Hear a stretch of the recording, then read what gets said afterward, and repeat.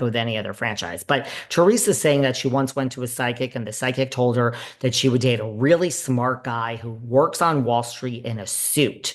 And she thinks that's Louis. Well, if you believe in psychics, honey, you got to listen to this podcast. Hi, Teresa. She does listen. Hi, Jimmy Boy, her lawyer. That lawyer. Oh, what a good lawyer that is. He's doing real well for her over there.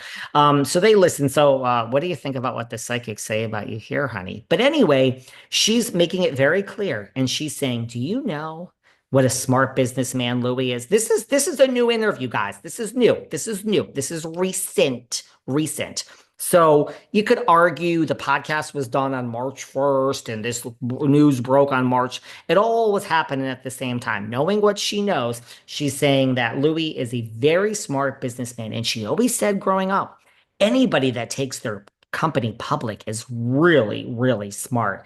And can you believe that her husband took his company public the day before she said, can you believe he did this the day before he met me, my husband's company went public. Yes, you moron, because he planned it. Step one, take the company public. Step two, hide in the bush. Step three, jump out of the fucking bush. Step four, make her fall in love with me. And she said, what do you do? And he said, I just took my company public 24 hours ago. Oh my God, what great timing. It was planned, you fucking moron. I'm sorry. I don't want to be mean. I really, truly, in my heart of hearts, don't want to be mean. I just don't. But I also can't live in just insanity. Guys, I can't do it. And this is where I'm going to get into some words for Miss Giudice Junior. We got Junior. Um, not Josefina Gorgasita, not the little guy. Hi, Messi G and Joey G, Josefina Gorgasita. Junior, Gia. That's what we call Gia over here. We have Junior. We have Teresa Giudice and Josefina Gorgasita and Messi G. Now we have Junior. So we'll get to you in a second, Gia. But just for one thing, Teresa is also saying that this is on the recent podcast. She wants everybody to know Louis is up to no shady business. There's no shady business that Louis is up to. She has absolutely no concerns at all about his finances. He is a great, smart businessman, and he totally has things together.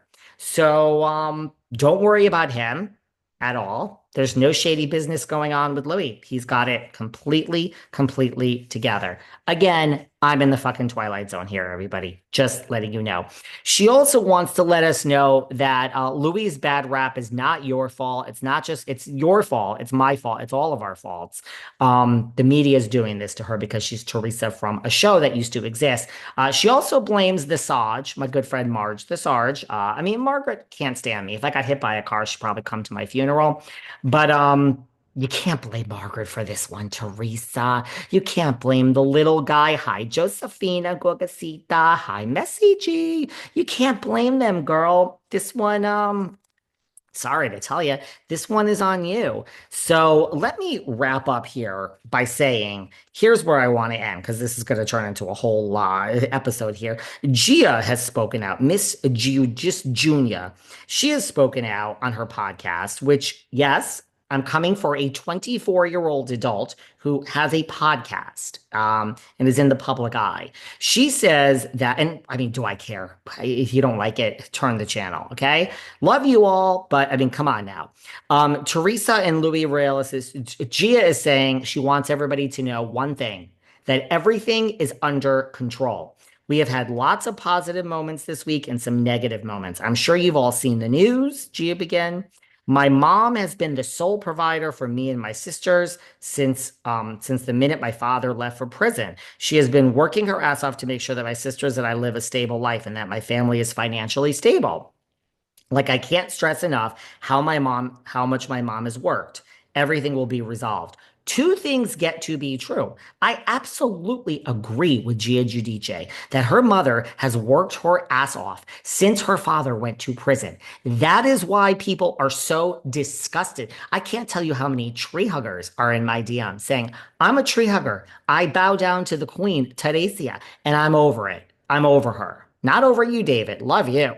Over her. Your mom has worked her ass off, Gia, since your father went to prison and was deported and is living a new life. Yes, absolutely. That's why people are so disgusted because she's so dumb and she's so misguided in love and is broken. You can't, she's broken. She lost her parents. I get it. I get the psychology behind it. But man, that doesn't mean you had to pick a bad guy again. I mean, come on. So I agree with Gia. Your mother has worked so hard for everything. But the problem is she picked a bad guy, Gia. And you don't see it either, Junior. You don't see it. So she says her mother has everything under control and there's nothing to worry about. Well, see, here's the thing. Now she says, my stepdad, Luis, is the most amazing stepfather. He treats my sisters and I like we're his own. He's also working on getting everything resolved. There's nothing to worry about. Everything is going to be fine. Thank you for your concern.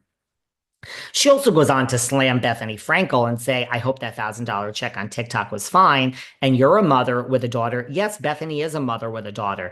And I believe, because I'm the same way, if Bethenny were acting like this, Bethenny, before she went off and married someone that was about to take all of Bryn's inheritance, and Bryn came to her and said, Mom, you're actually a fucking asshole and you're losing your mind. I bet you Bethenny would say, Are you kidding me? I'm madly in love. And Bryn would say, I have really bad feelings about this guy. And I think Bethenny would say, You do? Sit down and please tell me why. That truly is Bethenny. She's thinks she knows it all, but she does step back when someone tells her I have something, especially Bryn. She would listen. So I agree with everything you said, Gia. The thing is, the difference is if this were my mother, me, David Yontef, I would walk in and I would sit her down. Now, I'd make my mother cry. She would be left crying. But I would say, I need to have a really hard conversation with you. You're about to fucking lose everything that you fucking have, and let me tell you why.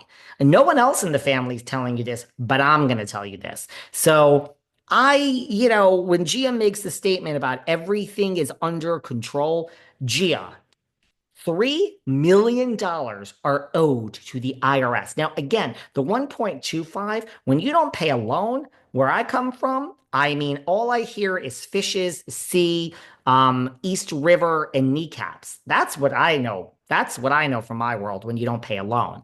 I'm going to put the 1.25 aside. $3 million is owed to the IRS, and your mother has already been in jail.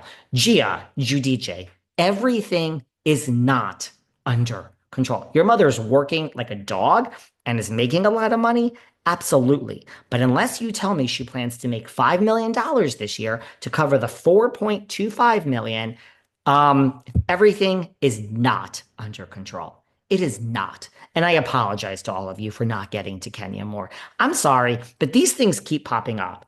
Okay? I love you all. I do love you all. Guys, I'm fine. I really am fine. And I'll talk to you later. Bye.